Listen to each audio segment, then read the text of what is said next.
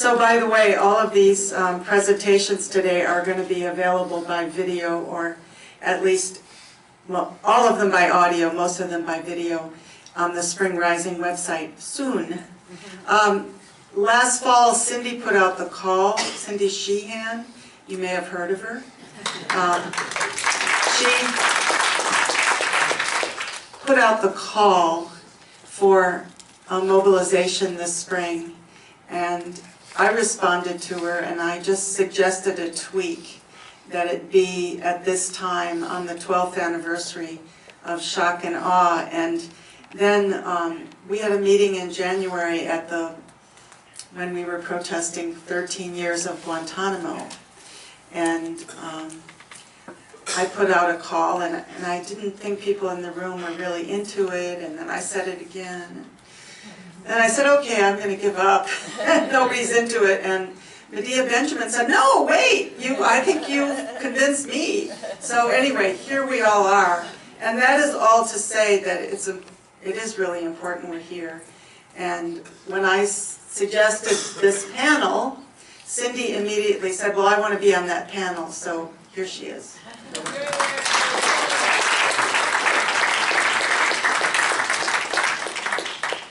Thank you, Debra. Debra really, and World Can't Wait, and David Swanson, World Beyond War, really took on, helping organize these panels. It was only going to be one panel or maybe two panels, and then it grew to 5 panels, 6 panels in 2 days. So we were just really gratified by the response of people. And so we've had wonderful presentations. Like Ryan said, I am friends with his mom. Of course, I haven't seen her for a long time, but she really is a radical. We had some adventures together when she was here in the United States. Medea and Ann were with us. So many times I'm confronted by people who support war, and they say, but Cindy, we saved the women of Iraq when we went in there because, they had to wear burqas all the time, and, they were oppressed, suppressed, whatever. And I was like, really? Because I thought that they were like professors and doctors and, engineers and that kind of stuff, Iraq was a very educated society. And they said, well, how do you know? I said, because I know the women that did that, And now, of course, like was mentioned before, Afghanistan is all about the women and saving the women and staying there because we have to protect the women. Well, women and children are the ones who are harmed most by occupation and war. So anyway, and I just want, everybody says, oh, this is the anniversary of the bombing, shocking and awful.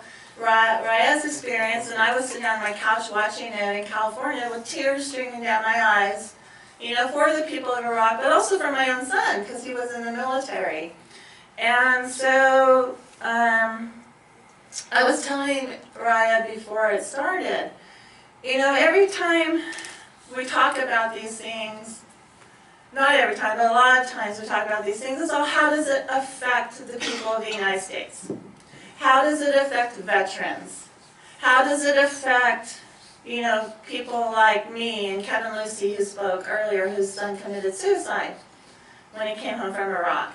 How is it affecting our economy? And my first thought is always, how is it affecting the people who are living in these countries that we're bombing or occupying? And I was telling Ryan, it's just like, they must just think all the time, what the fuck did I ever do to the United States of America? What? I mean, God. And I can't, when he says 1 million people since 2003, that doesn't count the people who were killed or died between 1991 and 2003. 1 million people were killed.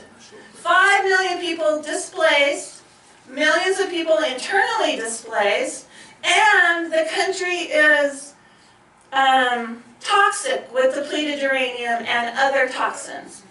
And so childhood heart cancer and leukemia is on the rise. Babies are born, especially in places like Fallujah, with horrible birth defects, if they're born at all. And so what the fuck did the people of Iraq ever do to the United States? And that's 6 million people. That's like 60 million people in the United States. Do you think we'd have some kind of problem with that? I mean, California has 40 million people. So that's California and a half being killed or displaced. Do you think we might, like, oppose that? You know, you're not just talking about opposing dividing up the United States. I'm actually in favor of that, but not not dividing it up due to race or religion or whatever. Regional, yeah, I think we're too big. But anyway, yeah. But that's what I think about.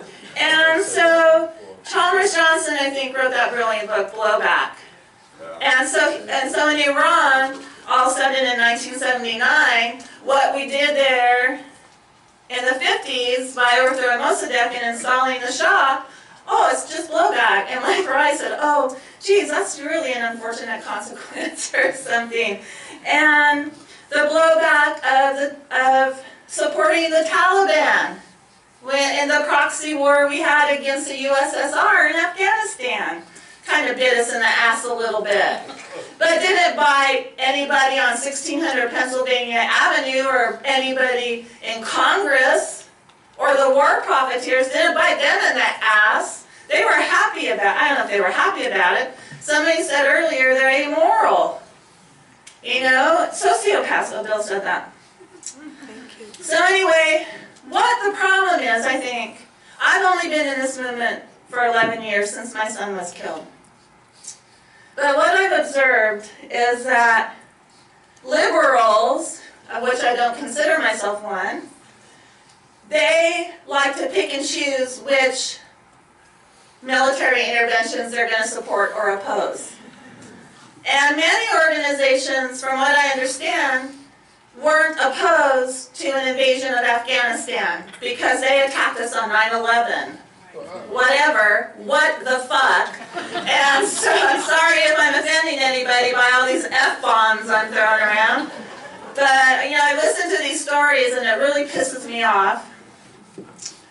You know, and it became years after Iraq that some of the organizations said, well, really, yeah, now we oppose Afghanistan. It took them that long because they said, well, most of the people in the country support Afghanistan, so we can't really oppose it because we'll lose their support.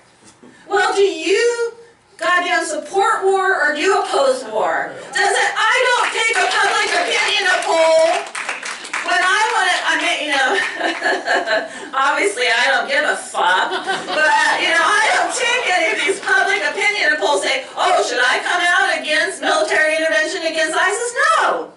We should, as an anti-war movement, to have credibility, to have relevance, we should oppose all U.S. military intervention, because that's why we are where we are today. We don't pick and choose if it's a Republican, if it's a Democrat, if they're calling it a humanitarian intervention, which is bullshit. You know, look at, we say, oh, this is the anniversary of shock and awe. But remember, Brian, we were in front of the White House in 2010 when those maniacs started bombing Libya? This is the anniversary of destruction of another sovereign. I'm getting a headache. I'm getting so worked up. That's what we have to do. As an anti-war movement, agree to oppose all U.S. military intervention. And if someone decides to actually attack us, then it's a shared sacrifice where we repel some kind of invasion, or I can't even imagine it. You know, and then of course, we don't oppose military, I don't know, I might be having a stroke. We don't oppose, like, opposition to our occupations. You know, I remember one time Michael McPherson, who's a veteran for peace, we were talking about who should take credit for ending the Vietnam War. Was it the veterans? Was it the anti-war movement? Was it whatever? And Michael's like, really, actually, the people of Vietnam had something to do with that. They should get the most credit, I think, in ending the Vietnam War. So anyway, the only good war is a class war. And we should, as an anti-war movement, decide that we will oppose all military. The 2 times I lost the most supporters, well, there's been a lot of times. I'm just going to bring up 2 times. Was when Obama was 3 days president of the United States, his first drone bombing. I sent out a thing to 80,000 people on my list. And I said, wow, it didn't take him that long to become a presidential war criminal. Unsubscribe, unsubscribe. Cindy, you're not giving him a chance. I'm not giving a chance to kill how many? Of course I'm not giving him a chance. The second time was when they put a no-fly zone over Libya. I sent something out saying no-fly zone equals bombing soon. And we oppose bombing soon. Well, Cindy, you don't care about the people of Libya. 60,000 people later, who cares about the people of Libya? The ones who tried to get the bombing stopped. So that's my time. Thank you so much.